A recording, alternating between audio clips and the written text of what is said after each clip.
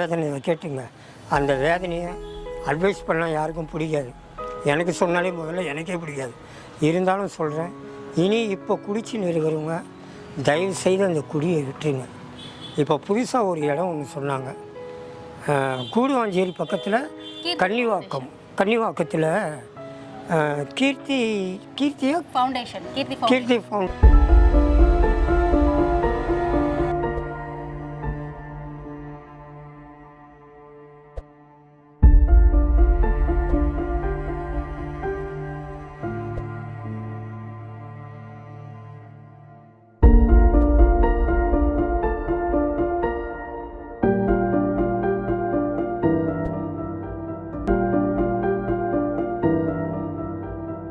வணக்கம் பெட்டாக்கிஸ் நேயர்களே. நம்ம கைதி எபிசோட்ல பாத்தீங்கன்னா இப்ப புதுசா ஒரு விஷயத்த நம்ம ஆட் பண்ணியிருக்கோம். என்னன்னு பாத்தீங்கன்னா, இது வரைக்கும் நம்ம பார்த்த கைதிகள், இது வரைக்கும் நம்ம இன்டர்வியூ பண்ண எல்லா கைதிகளும் சொன்ன ஒரு விஷயம், ஒரு போதையால தான் நான் தவற பண்ணிட்டேன்.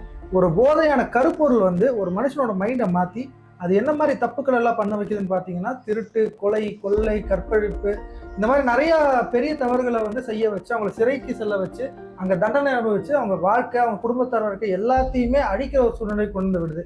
அந்த கருப்பொருளான போதையை அழிக்கிறதுக்கு நம்ம சென்னையில் கூடுவாஞ்சேரியில் ஒரு ரொம்ப வருஷமா இதுக்கான ஒரு இந்த போதை அடியோட பிழுது எடுக்கணும் அப்படின்னு சொல்லி ஒருத்தர் ரொம்ப வருஷ காலமா சேவையா செஞ்சுட்டு இருக்காரு. அவர் வேற யாரும் கிடையாது. அவர் யாருன்னு நீங்களே சொல்லிருங்க அர்ச்சனா. அவர் யாருன்னா, தமிழ்நாடு மதுபோதை மற்றும் மனநல மையங்கள் நலச்சங்கத்தோட தலைவர் டாக்டர் தேவராஜ் சார் தான் நம்ம கூட இருக்காரு. சார் வணக்கம் சார். வணக்கம். எப்படி இருக்கீங்க சார்? நல்லா இருக்கேங்க சார். இது ஒரு சேவையா இத்தனை வருஷமா செஞ்சுட்டு இருக்கீங்க. இந்த போதை அப்படிங்கிற விஷயத்த தவிர்க்கணும் அப்படின்னு சொல்லி நிறைய விஷயங்கள் பண்ணிட்டு இருக்கீங்க. இது எந்த காலகட்டத்தில் ஆரம்பிச்சீங்க? இது பாத்தீங்கன்னா 2007ல ஆரம்பிச்சேங்க. சரி சார். இது எனக்கு இதுக்கு முன்னாடி நான் ஒரு டி அடிக்ஷன்ல ஒரு சர்வீஸ் பண்ணிட்டு இருந்தேன் ஒரு 5 வருஷமா. அதுல இருந்த அனுபவம் தான்.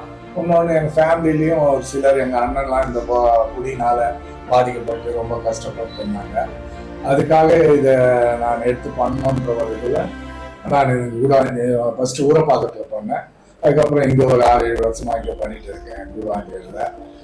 இன்னைக்கு பார்த்தீங்கன்னா இதில் பண்ண ஆரம்பிச்சதுலேருந்து இன்னைக்கு நிறைய பேர் நல்லா இருக்காங்க. இதுல பார்த்தீங்க, ஒருத்தர் வராங்கனாக்கா அவங்களால இந்த குடினால நிறைய பாதிக்கப்பட்டு இதுலேருந்து வெளில வர முடியாமல் ரொம்ப கஷ்டப்பட்டு இருப்பாங்க. இது ஒரு நோயின்னு சொல்லுவோம். இந்த நோயோட தன்மையை பார்த்தீங்கன்னா மறுக்கும் தன்மையோட நோயின்னுவோம். எப்படின்னா அவங்க ஏற்றுக்க மாட்டாங்க. நாங்கள் அப்படி இல்லை, அந்த குடியை நியாயப்படுத்துவாங்க. நியாயப்படுத்தி திரும்ப திரும்ப குடிக்கிறது, இது பண்ணுறது, அதுக்காக எந்த லெவல் பண்ணாலும் போவாங்க. சாவுறது கூட ரெடியாக இருப்பாங்க. ஆனால் அதுலேருந்து வெளில வர்றதுக்கான அவங்களுக்கு அந்த அப்செப்டன்ஸ் இருக்காது, இந்த ஏற்றுக்கிற தன்மை இருக்காது. ஏன்னா மற்ற நோய்கள்லாம் பார்த்தீங்கன்னாக்கா ஏதோ ஒரு அவருக்கு வயிற்று வலி, வேறு ஏதோ உடல் ரீதியான பாதிப்பு ஏதாவது இருந்து அதுக்கு நம்ம ஒரு மெடிசன் சொன்னோம்னாக்கா அதை போட்டு அப்செட் பண்ணிக்குவாங்க.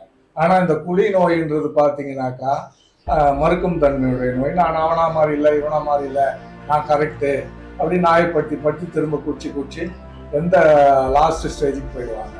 சில பேர் பார்த்தீங்கன்னா இந்த ட்ரக்கெல்லாம் இப்போ சின்ன வயசு பசங்க இந்த சொல்யூஷனு, கொக்கைனு, ஆசிடு, இந்த கெஞ்சா, இது மாதிரி நிறைய போதைக்கு அடிமையாகி சமுதாயத்தில் நிறைய பசங்க ரொம்ப சின்ன வயசு பசங்கள்லாம் இதில் அடிக்ட் ஆகிட்டு ரொம்ப கஷ்டப்பட்டு இருக்காங்க. ஒரு சிலர்லாம் நாங்களே கூட பார்த்தீங்கன்னா, எங்களுக்கு ஒரு பையன் வந்தேன், அவன் புதுப்பேட்டையில இருந்து எனக்கு அட்மிஷன் ஆனான். அவனை ஜெயிலில் இருக்கான். ஜெயிலேருந்து அவனை பிக்கப் பண்ணோம், எங்களை பண்ண சொன்னாங்க. நாங்கள் அங்கே போயிட்டு அவங்க ஃபேமிலியும் வந்திருந்தாங்க. அவங்க ஃபேமிலியோட சப்போர்ட்டில் அவனை கூட்டிகிட்டு இங்கே வச்சு ட்ரீட்மெண்ட் கொடுத்து இன்னைக்கு வெளில போயிட்டு அவன் நல்ல ஒரு ஆட்டோமொபைல்ஸ் வச்சு இன்னைக்கு நல்லா இருக்காங்க. அது மாதிரி ஒருத்தர் இல்லை, அது மாதிரி ஆயிரக்கணக்கில் இன்னைக்கு நிறைய பேர் இன்னைக்கு இந்த கீர்த்தி ஃபவுண்டேஷன்லேருந்து போயிட்டு இன்னைக்கு நல்ல வாழ்க்கை வாழ்கிறாங்க, நல்லபடியாக இருக்காங்க. இதுக்கு என்ன நாங்கள் பண்ணுவோம்னு கேட்டிங்கனாக்கா, அவங்க இதுக்கு மெடிடேஷனு, யோகா எல்லாம் இருக்குது. அதுக்கப்புறம் தெரப்பிலாம் இருக்குது. இங்கே சைக்காலஜிஸ்ட் இருக்காங்க, சைக்காட்ரிக் இருக்காங்க, ஜென்ரல் ஃபிஷியன் இருக்காங்க. இவங்க எல்லாம் அவங்கள மோட்டிவேட் பண்ணுவாங்க பாசிட்டிவாக.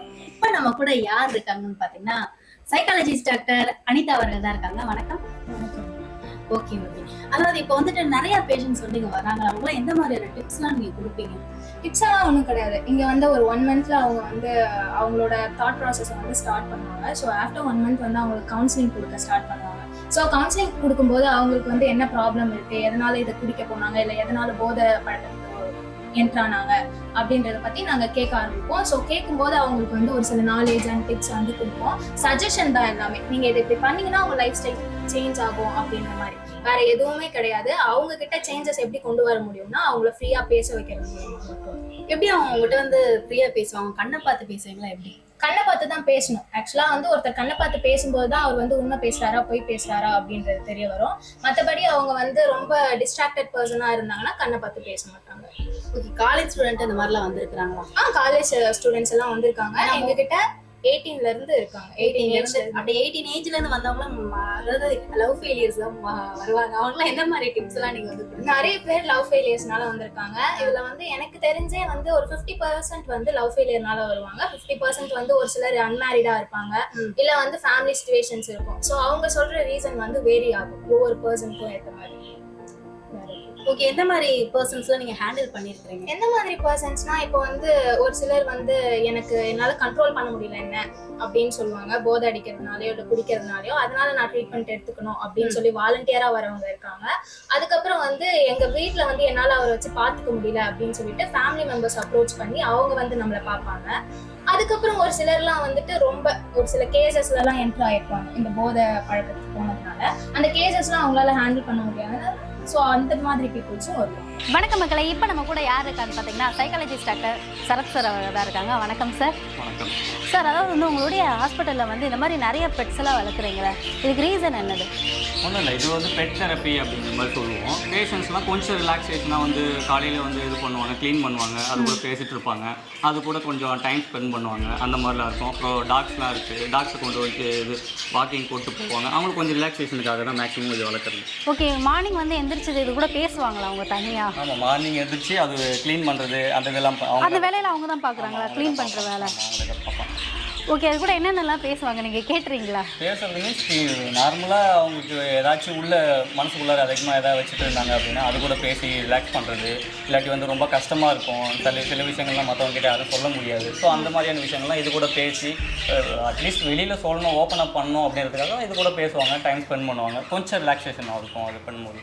ஓகே. மார்னிங் எந்திரிச்சு அவங்களுக்கு ஏதாச்சும் வாக்கிங் போகிறது அந்த மாதிரிலாம் இருக்குது? மார்னிங் வாக்கிங் போயிட்டுருக்காங்க, அதே மாதிரி ஈவினிங்லேயும் வாக்கிங் வந்து அழைச்சிட்டு போயிட்டு தான் இருப்பாங்க. ஒரு 2-3 டாக்ஸ் இருக்குது. ஒரு 4 பேஷண்ட் என்ன பண்ணுவாங்கன்னா அந்த டாக்ஸை கூப்பிட்டு போவாங்க, கூட்டிகிட்டு போயிட்டு அது கூட அப்படியே டைம் ஸ்பெண்ட் பண்ணுறது அந்த மாதிரிலாம் இருப்பாங்க. அவங்களுக்கு என்னென்னா உள்ளுக்குள்ளவே இருக்க யாருக்குமே வந்து உள்ளுக்குள்ளவே இருக்கிறது பிடிக்காது, ஒரு 4 சவுத்துக்குள்ளே இருக்க யாருக்குமே பிடிக்காது இல்லையா?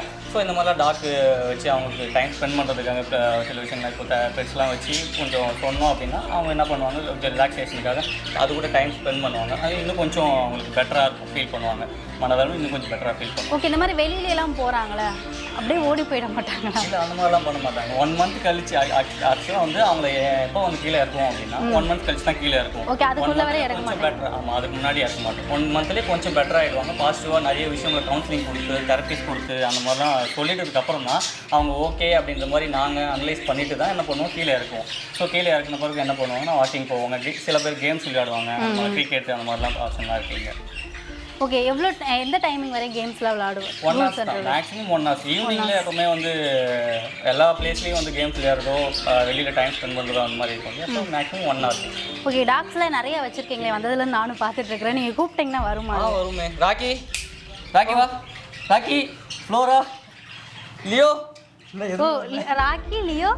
Rakhi, Leo, Flora. நல்ல பேர் தான் வச்சிருக்கீங்க. நீங்க கேட்கலாம், இது பேஷண்ட்டை கடிச்சிடாதா அப்படின்னு. ஆமா, பேஷண்ட்டை கடிச்சிடாதா? பண்ணாது. லேப் தான், சரிங்களா? ஃப்ரெண்ட்லியாக தான் பழகும்.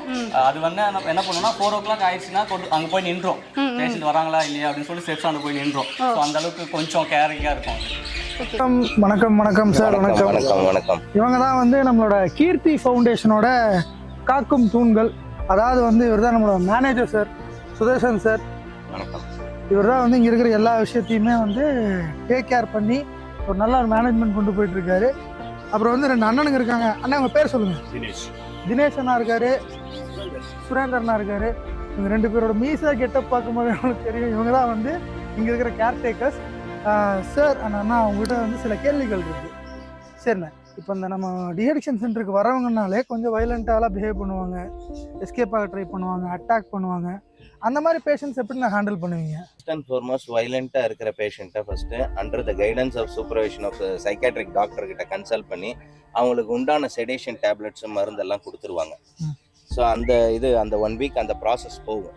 அந்த ப்ராசஸ்லேயே அவங்க இது பண்ணலாம். அதுக்கும் மேலே ரொம்ப வைலண்ட்டாக இருக்கிறவங்கள கேர் பண்ணுவாங்க, இது பண்ணுவாங்க. பட் அவங்க அந்த மாதிரி தான் இருப்பாங்க. ஒரு 3-4 டேஸ்க்கு அந்த மாதிரி தான், அந்த விட்ராவல் டைமில் இருக்கும்போது அப்படி தான் இருப்பாங்க. அதுக்கப்புறம் தான் அவங்களுக்கு அந்த கொஞ்சம் கொஞ்சமாக அந்த டீடாக்ஸ் ஆகும்போது தான் அவங்களுக்கு அந்த ஒரு தெளிவு, அந்த வயலன்ஸ் எல்லாம் அப்படியே கொஞ்சம் கொஞ்சம் கம்மியாகி யதார்த்தமா வருவாங்க. ஆனா அப்புறம் சிலது வந்து செகண்ட் கேட்டகரின்னு சொல்லுவாங்க. அதான் வந்து ஹாலுசினேஷன்லேயே இருப்பாங்க. டக்குன்னு வந்து அவங்களுக்கு என்ன தோணுன்னு தெரியாது. எனக்கு உடனே வந்து நீங்க வந்து லிக்கர் கொடுத்தே ஆகணும், இல்லைன்னா நான் இது பண்ணிக்குவேன் அது பண்ணிக்குவேன்னு சொல்லி த்ரெட்டன் பண்ணுவாங்க. ஒரு எப்படி சொல்றது, சூசைட் பண்ணிக்குவேன்ற வரைக்குமே அதெல்லாம் மேனேஜ் பண்ணணும். பேசி தான் மேனேஜ் பண்ணுவாங்க. இவர் 24/7 அவங்க கூடயே தான் இருப்பார், அவங்க கூடயே பேசுவாங்க. இதுக்கான டீம் இன்னும் ஒரு 2-3 பேர் இருக்காங்க மேலேயும், அவங்களும் பேசுவாங்க. இது பேசி கேட்கிற வியாதி தான். அதனால இன்டராக்ட் பண்ணிட்டே இருக்கணும். அவங்களுக்கு என்ன ஃப்ரீயா விடக்கூடாது. அந்த ஆல் ஸ்டேஷனில் கொண்டு அவங்க மைண்ட் செட் மாறிட்டே இருக்கும். ஒரு சுச்சுவேஷனில் ஒரு நேரத்தில் மாறிட்டே இருக்கும். அந்த மாதிரி நம்ம அவங்ககிட்ட மாறி அந்த ஆக்டிவேட் பண்ணுறது. ஓகேண்ணா, இந்த கேர் டேக்கிங் அப்படிங்கும்போது என்னெல்லாம் ஒர்க்னா அந்த கேர் டேக்கிங்க்கு அடியில் வருது? அவங்களுக்கு ஜென்ரலாக மெடிசன்ஸ் கொடுக்கறது, சப்போர்ட் பண்ணுறது, அவங்களுக்கு இன்க்ளூடிங் அவங்க ஃபஸ்ட்டு இனிஷியல் டேஸில் வந்து அவங்கள டாய்லெட் கைடு பண்ணுறதுலேருந்து இது பண்ணுறது. ஏன்னா இதை சொல்கிறீங்களே ஹாலுசினேஷனில் இருப்பாங்க, என்ன வேணாலும் பண்ணிப்பாங்க. ஸோ அவங்கள ரொம்ப கேர் எடுத்து தான் பார்க்கணும். ஃபுட்டு அவங்களுக்கு ஃபுட் ப்ரொவைட் பண்ணுறது, கரெக்டாக சாப்பிட்றாங்களான்னு மானிட்டர் பண்ணுறது, டேப்லெட் கரெக்டாக இது பண்ணால் அவங்களோட பர்சனல் ஹைஜீன், பல் தேய்க்கிறதுலேருந்து குளிக்க வைக்கிறதுலேருந்து அவங்க கூட இருந்துட்டே இருப்போம். ஓகேண்ணா, இது வரைக்கும் யாராவது வந்து தப்பிக்கிறதுக்கு ட்ரை பண்ணியிருக்காங்களா? தப்பிக்க முடியாது, அந்த மாதிரி ஐடியாஸ் இருக்கு அவங்களுக்கு. பட் இருந்தாலும் நான் அதை பேசி அதுலேருந்து அவரை வெளியே எடுத்துகிட்டு வந்துடுவீங்க. ஓகேண்ணா, எத்தனை வருஷமாண்ணா நீங்கள் கேர்டேக்கராக இருக்கீங்க? நான் ஒரு 5 இயர்ஸ் ஆகுது. ஆனால் நீங்கள் பேசவே மாட்டேங்கிறீங்கண்ணா வந்ததுலேருந்து. நான் அட்லீஸ்ட் ஒரு டிரைவர் தான். நான் வந்து உங்க கூட ஹெல்ப் பண்ணுவேன். எத்தனை வருஷமா இருக்கீங்க? நான் ஒரு 5 இயர்ஸாக இருக்கேன். 5 இயர்ஸாக இருக்கீங்க. ஏன் பேசவே மாட்டேங்கிறீங்க? பேசுங்க ஏதாவது. கேளுங்க சார். நான் இத்தனை கேட்டு தான். சரிண்ணா, உங்களுக்கு பர்சனலாக பிடிச்ச பேஷண்ட் யார்? பர்சனலாகலாம் எல்லாருமே ஒன்று தான். இங்கே எல்லாருமே ஒன்று தான். நீங்களும் வந்து அவங்க கூட வந்து ஃப்ரெண்டாக மிங்கிள் ஆகி ஜெல் ஆகி கேர் டேக்கிங் இதில் போயிடுவீங்க. ஆனால் நிறைய பேஷண்ட் ஹேண்டில் பண்ணியிருப்பீங்க. ஆனால் வந்து நீங்கள் மறக்கவே முடியாத சம்பவம் நிகழ்த்தியிருப்பாங்க சிலர்லாம். அந்த மாதிரி ஏதாவது ஒரு சில நிகழ்வு எங்களுக்கு? இப்போ கூட லேட்டஸ்ட்டாக தாம்பரத்தில் ரிச்சர்ட்னு ஒரு பேஷண்ட் இருக்காங்க. சரி, அவர் உள்ள பயங்கரமாக வலிட்டு சமவங்க டமால் அடிச்சு உள்ள பேக்லாம் வச்சுட்டு உள்ள போய் கவுஸ் அடிக்கிறாங்க. ஐயோ, அவங்க போலீஸ்லாம் கால் பண்ணி போலீஸ்லாம் வந்தாங்க. அவங்களாலே முடியல, அதனால் ஹேண்டில் பண்ண முடியல, அவர் எதுவும் பண்ண முடியல. அதுக்கப்புறம் நம்ம தான் போய் அவர்கிட்ட பேசி உள்ள வயலண்டாங்க பேசி அவர் எப்படி வச்சு வந்து இன்னும் நம்ம கிட்ட ட்ரீட்மெண்ட்டில் தான் இருக்குது. இன்னும் ட்ரீட்மெண்ட்டில் தான் இருக்கிறாரு. இப்போ பரவாயில்லையா? பரவாயில்ல, சாஃப்ட் ஆகிட்டாரு. உங்கள்கிட்டலாம் செஞ்சதுக்கு சாரி கேட்டாரா? அதெல்லாம் இப்போ அது அவங்க அந்த நினைவு வந்ததுமே அவங்க கரெக்டாக ஆகிடுவாங்க, சாஃப்ட் ஆகிடுவாங்க. ஓகே, இதே மாதிரி நிறைய நடக்கும்ல சார்? இந்த மாதிரி ஆயுதத்தெல்லாம் வச்சுட்டு இந்த மாதிரி அறுத்துக்குவேன், நான் வரமாட்டேன், என்னை வண்டியில் ஏற்றுனீங்கன்னா நான் வண்டியில் குளிச்சிருவேன். பார்த்தீங்கன்னா அவங்களாம் வந்து ஒரு நோயில் அடிக்ட் ஆகிடுறாங்க. இந்த மாதிரி குடின்ற ஒரு நோயில் அடிக்ட் ஆகிட்டு அவங்களால வந்து அவங்க என்ன பண்ணுறோன்னு அவங்களுக்கு தெரியாது. பட் அவங்க போதை தெரிஞ்சவனே தான் அவங்களுக்கு வந்து அவங்க என்னடா எப்படி பண்ணிட்டோமே அப்படி பண்ணிட்டோமே அந்த பதட்டம் அந்த பயம்லாம் வரும். அந்த நேரத்தில் நாங்கள் அவங்களை ஹேண்டில் பண்ணிடணும். அதுதான் நீங்கள் அவங்க மனசுக்குள்ளாரையே பக்கத்தில் இருந்து ஒரு கேரிங்காக இருந்து பேசி அவங்கள கூட்டிகிட்டு வர்றது தான். ஆமாம், நீங்கள் எந்த விதமான வைலன்ஸ் யூஸ் பண்ணாலுமே அது ஆப்போசிட்டாக மாறிடும். அதனால் வந்து அன்பாலேயே கேர் பண்ணி கொண்டு வந்து ஹோமில் சேர்த்துடுறீங்க. குழந்தை எப்படி கேட்காத சொல் பேச்சு அந்த மாதிரி தான் அந்த குடிநோய் அவங்கள எப்படி அவங்கள அந்த மாதிரி அன்பாவது ஒத்துக்கிறீங்களே குடிகாரங்க குழந்தைக்கு சமம்னு சொல்லி நம்ம அவங்களை ஹேண்டில் பண்ணி விட்டு வரும். சரி சார், இந்த மாதிரி வந்து விஷயங்களை செய்யறதுக்கு நிறைய பேர் தயங்குவாங்க. ஆனால் இவ்வளோ சூப்பராக வந்து பேசி அவங்கள அன்பாக பராமரித்து கொண்டு வர்றதுக்கு ரொம்ப பெரிய நன்றி. தேங்க்யூ.